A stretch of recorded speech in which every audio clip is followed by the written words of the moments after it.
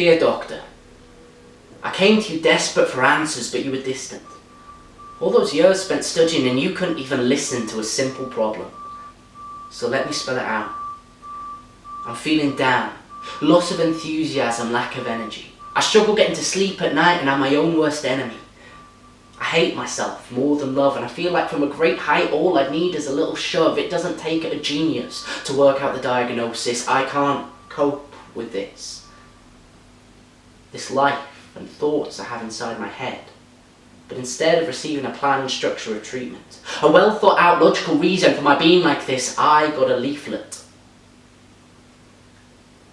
Thanks. But that's about as much help as a wank to a eunuch. It doesn't even skim the surface. You get paid so much money, how could you be so useless to produce this in front of a patient that's just told you he has detailed thoughts about his own death, and expect him to get better just because you sent him to an online forum?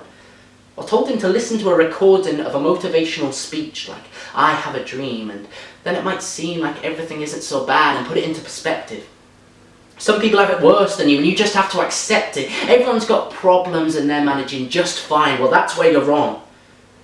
Everyone's got pain that they're working on, and I brought mine to you. A trained professional. So this fucking piece of paper is just unacceptable. Don't make excuses like this isn't your field. That's like a plumber saying he doesn't do taps, but you know he knows how to stop one dripping. I'm scared of living.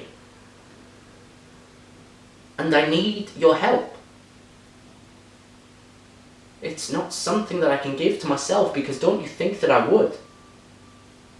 If I could shake off a bad feeling after a hard day, not feel like no one cares what I say, if I didn't worry that someone hates me just because I've not spoken to them lately, if I could look into the mirror and see a smiling 23-year-old looking back without noticing every flaw and sink into the floor in a panic attack, if I could genuinely, honestly say that I'm fine without repressing the urge at the station to step over the yellow line, then don't you think I would? I would have done it by now. Right? This isn't the first time I've been shunned away, but the third. And out of opinions, yours were the least absurd, so don't be offended. Out of shit-trained professionals to go to, you're highly recommended. I once had a doctor that told me I didn't look mad. Really? Not sad enough for you? Is there something else I'm supposed to exhume? Maybe take a dump on your desk and set fire to the room?